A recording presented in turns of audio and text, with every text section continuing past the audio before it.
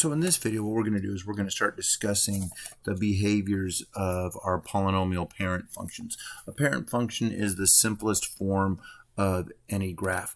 So we're going to be looking at x raised to some power. We're going to make a equal 1, and we're going to take our variable x and we're going to raise it to some power. And for our powers, we're just going to use 1 through 6. So what you'll notice is when I give you x to the first power, that's just a straight up line.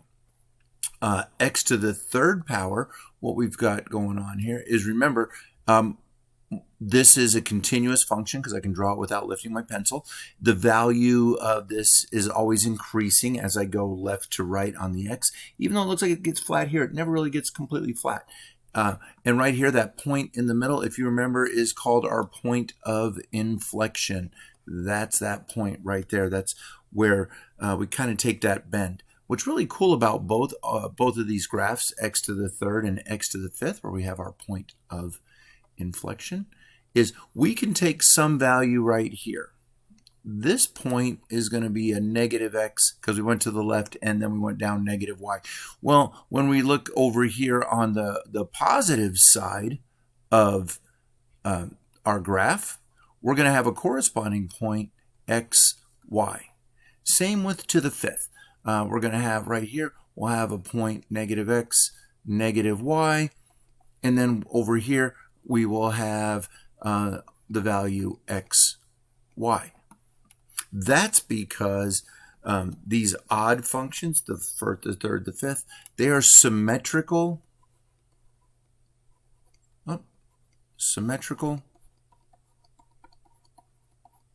about the origin.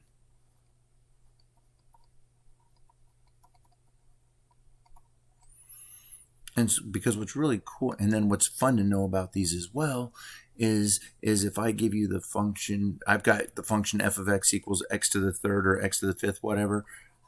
So if I plug in a negative x to these functions, it's always going to give me out a negative y. Plug in a negative x, get out a negative y. Plug in a positive x, and we're going to get a positive y. And you can see that by just plugging in a negative number.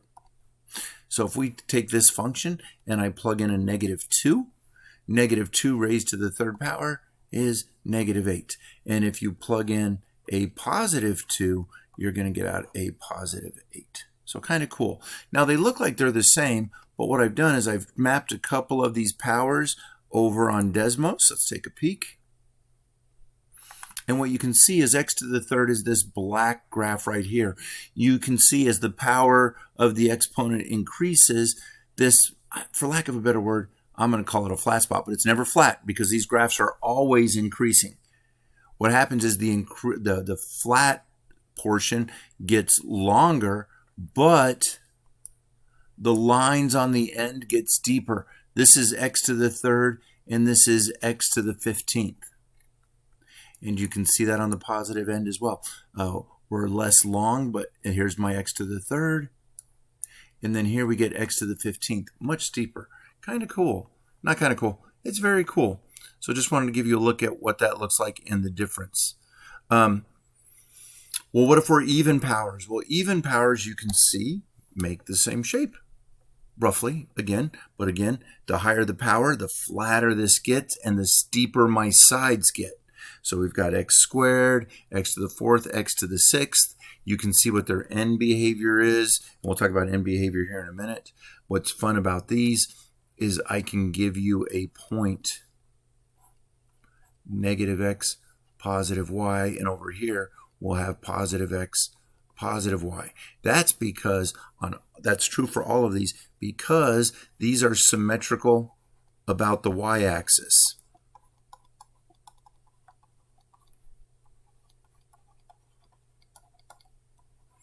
So we can fold it over the y-axis and it will land straight up, or they'll land right on top of each other.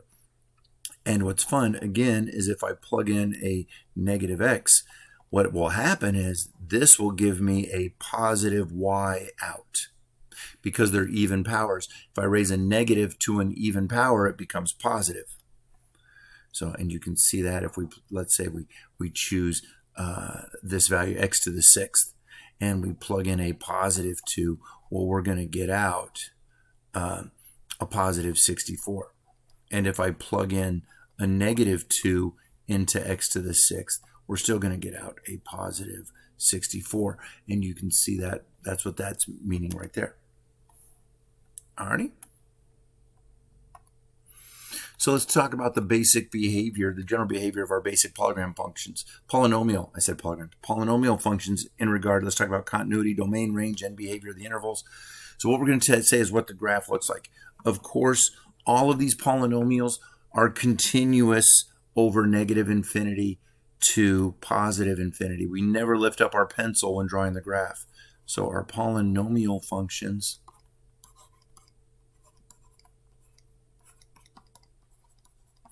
they are continuous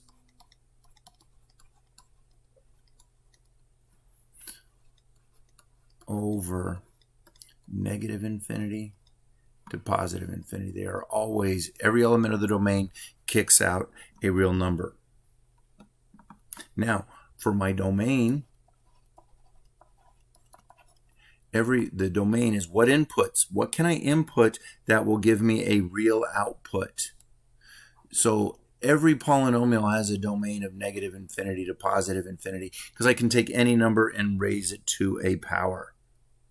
So what we're saying is every x generates a real y.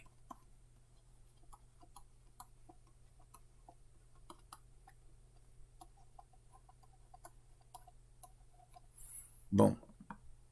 My range, now my range depends on degree.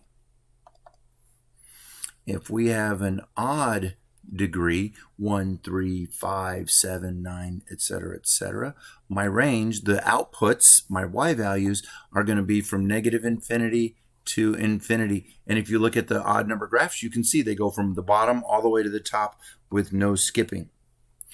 However, if we have an even power, and we're just talking about the parent graphs here with no shifting, we're going to do no transformations. My range goes from 0 to infinity. Once again, the bracket means you can touch the you can touch the 0, but not the infinity.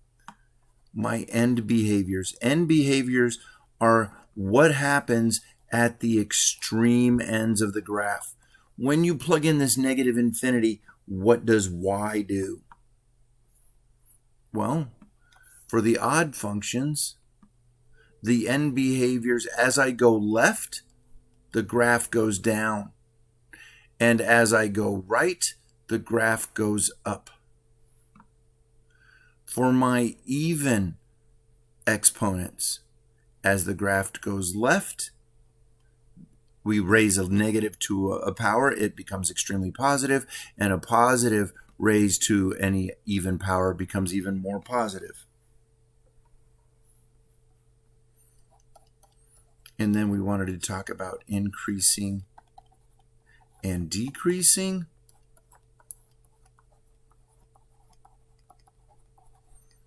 Well, when we have odd powers, it is always increasing. It never, ever, ever decreases. Well, but when we're talking the evens, it will increase.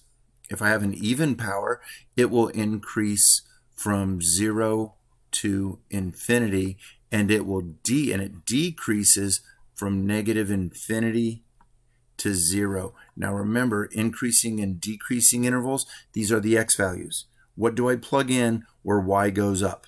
Well, I can plug in anything and y will go up for my odd exponents. I can plug in anything from 0 to between 0 and infinity, and we go up, because when I plug in 0, it's not increasing or decreasing, it's just 0.